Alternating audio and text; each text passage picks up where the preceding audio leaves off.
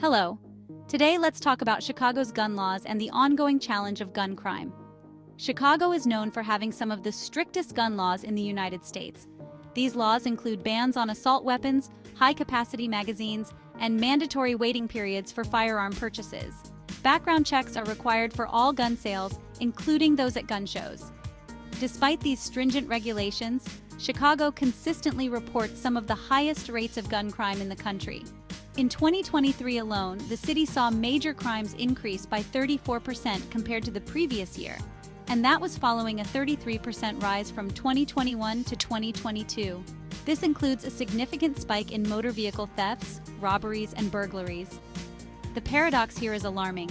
Many guns used in Chicago crimes are obtained illegally through trafficking from neighboring states with more lenient laws, a thriving black market within the city, and across the Mexican border where cartels are heavily involved in the illegal arms trade.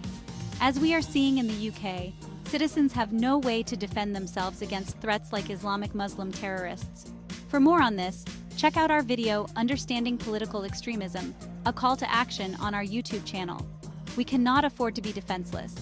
We cannot be deprived of protecting ourselves and our families, because criminals will always find a way to get their hands on what they need to carry out destruction. Disarming law-abiding citizens only leaves them vulnerable. Strict laws alone aren't enough. Let's address the root causes of violence. We must tackle the underlying factors that drive violence, which often stem from a complex interplay of social, economic, and cultural issues. Addressing these root causes requires a comprehensive approach that includes investing in education, improving economic opportunities, supporting mental health services, and strengthening community ties. Focusing on these foundational issues can create an environment that discourages violent behavior and promotes long-term stability and safety within our communities. An open or poorly controlled border only makes it easier for cartels to smuggle weapons into the country, fueling the violence we see in cities like Chicago. We need to ensure that citizens have the means to protect themselves. Think about it. If potential criminals know that their intended victims are likely to be armed, they might be less likely to commit crimes such as robbery, assault, or other violent acts for fear of being met with armed resistance. We have to carefully weigh the decision. Should the entire community have the right to protect themselves, or should we restrict that right because of the actions of a few? Allowing broader access to firearms will empower individuals to protect themselves and deter crime, which is a crucial consideration in a society that values personal freedom and security. In 2023 alone, the United States recorded over 42,000 gun-related deaths. Of these, about 35% were homicides, accounting for approximately 14,700 deaths. Around 4% were accidental shootings, resulting in roughly 1,680 deaths. Sadly, over 55% were suicides, leading to around 23,100 deaths. The CDC reports that suicide rates have been climbing steadily, with notable increases among certain demographic groups, including middle-aged adults and veterans. The remaining percentage includes legal interventions and cases of undetermined intent.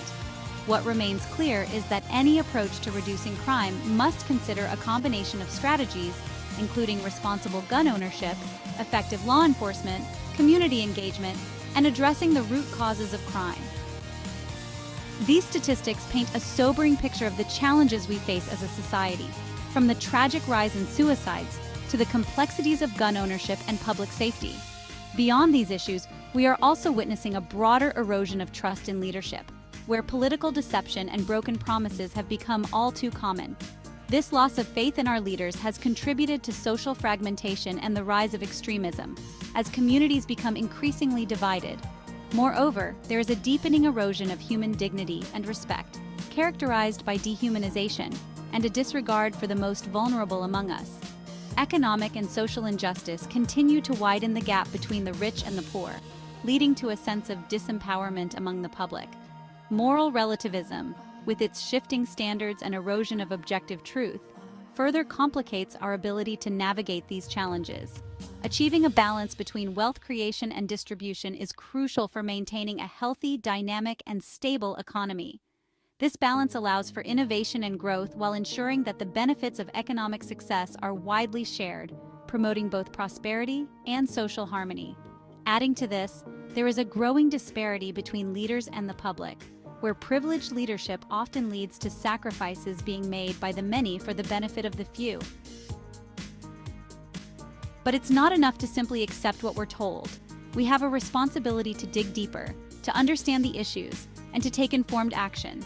I encourage you to read your Constitution, the very foundation of our rights and responsibilities as citizens. Do your own research. Look beyond the headlines and seek out the facts for yourself. And most importantly, hear with your eyes. We're told that the economy is booming, but we can see with our own eyes that many are struggling. The disconnect between what we're told and what we experience is real, and it's up to each of us to understand the truth. Let's be informed, engaged, and ready to stand up for our rights and our communities. Together, we can make a difference. Thanks for watching. Don't forget to subscribe, like, and share for more content from Thinkin' for Myself. Stay informed, stay vigilant, and stay true to what you know is right.